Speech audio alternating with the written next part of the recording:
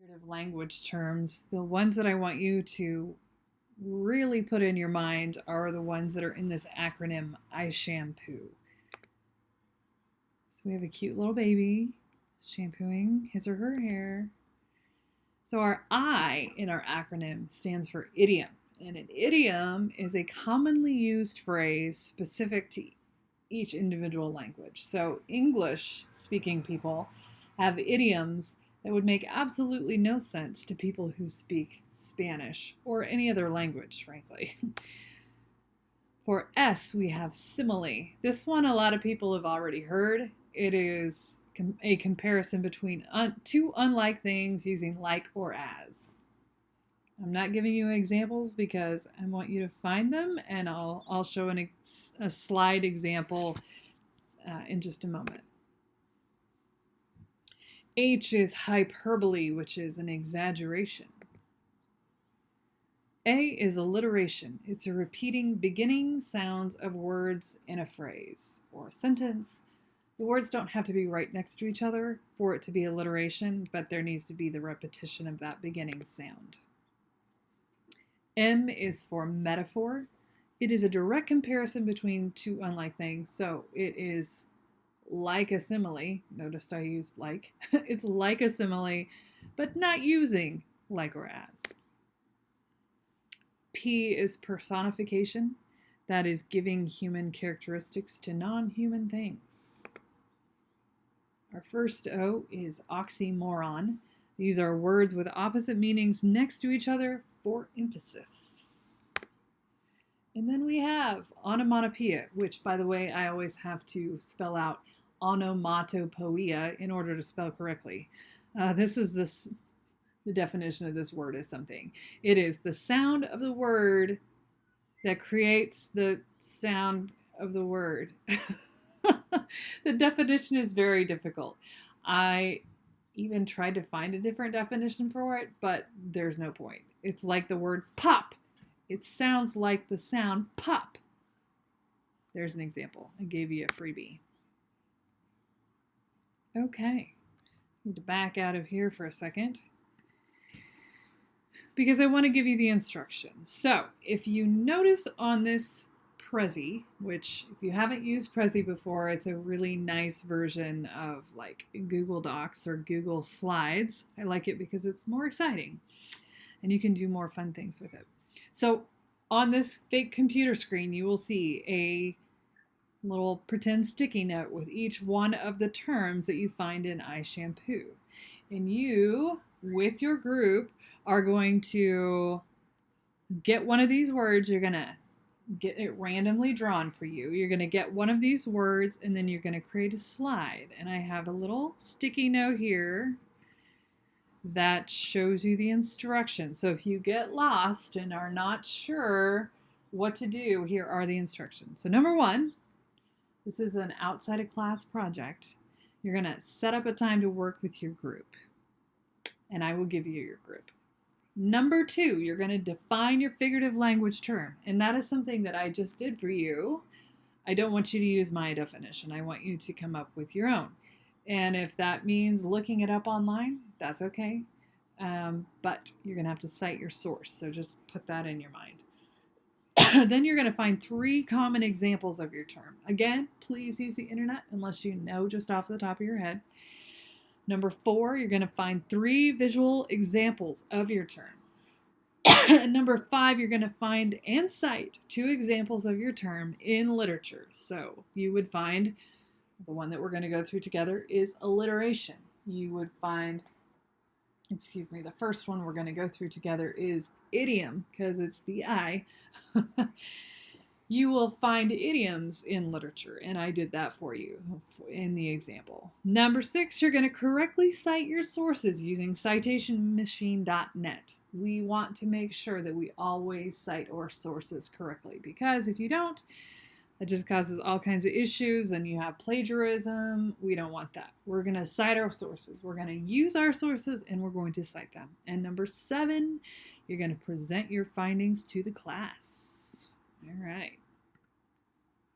Again, if you get lost, You can always come back. Here's a little sticky note here with the instructions. All you have to do is click on it. And I'm going to share this presentation with everybody, and everybody's going to have access to it.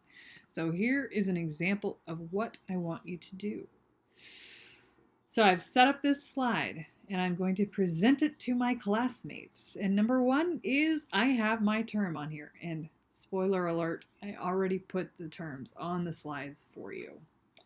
So then I'm going to define the term, and an idiom is every language has its own unique figurative language phrases. And I kind of told you already about this. An idiom is something that is a phrase that we use that doesn't really make sense if you heard it and you spoke French or Cantonese or any language. It just wouldn't make sense. And I suppose most figurative language wouldn't. But this one in particular. So, one example that we hear frequently of an idiom is good things come to those who wait. And you've probably heard this a bunch of times and you never thought anything of it, but you just heard an idiom. And it means to be patient. So make sure when you make your slide, you include what the meaning is of the idiom. Another common one is you hit the nail on the head, which means you're exactly right. And my final common idiom here is it's not rocket scientist, which means it's not that hard. So, because idioms are unique in that they don't make sense in other languages, I decided to find a German idiom, and that is to tie a bear to someone. And as an English speaker, that doesn't make any sense to me, but to German people who understand this idiom, it means to confuse someone. One that we hear in English is in a nutshell. It's a complicated story, but in a nutshell, my husband got a new job and we're moving to Greece next month, which means it's a brief or short summary of something. Now, if a German person heard that, they'd be like, what? In a nutshell? That doesn't make any sense. Then you have put a sock in it. I should have put a sock in it instead of agreeing to that my girlfriend looked fat in her swimsuit. This doesn't have the explanation on it, but to put a sock in it means be quiet, don't say anything else. And I almost defined an idiom with another idiom, which happens, like zip it, zip your lip. That would be another idiom. One of my examples from literature is, though this be madness, yet there is method in it, which more commonly is there's method in my madness. And that is from Shakespeare, and it's actually from Hamlet. And then we have, I have eat no meat these 5 days, yet come thou and thy 5 men, and if I do not leave you as all dead a doornail, I pray God may never eat grass no more. Oof. Well, that's from Charles Dickens, and I bolded this, dead as a doornail, and that means you're completely dead. Then I have my works cited here on this slide. So every website that I accessed, I went to citationmachine.net and I plugged it in and I got the correct citation. Now, normally you would insert a works cited page that you created yourself. I took a screenshot because I could not get it to copy and paste correctly and I could not format it correctly. So I'm going to allow it this time because they are in correct order, they are correctly cited, and it is set up correctly. So now that we walked through my slide, it's going to be a chance for you to work with me on creating a slide for practice. So we're going to go through simile together, and we're going to find the definition. We're going to find 3 common examples of similes that everybody knows. We're going to find 2 examples of similes from literature. We're going to find 3 visual examples of similes, and we're going to make sure to cite our sources through citationmachine.net, and I'm going to walk you through that now. A spoiler alert is that there is a hidden video in each one of the slides. The students don't know it, so once they've presented their slide, I'm gonna click forward one more time and it'll take them to a YouTube video that has a popular song that includes their type of figurative language. And then we'll discuss where that figurative language showed up in the song. But it's always a fun surprise to be like, oh, hey, here's a Lady Gaga song that has idioms in it. For the you do portion of the assignment, the students are gonna work in groups and they will work on their slide and Prezi together. Whether that's during class time or whether it is in time outside of class.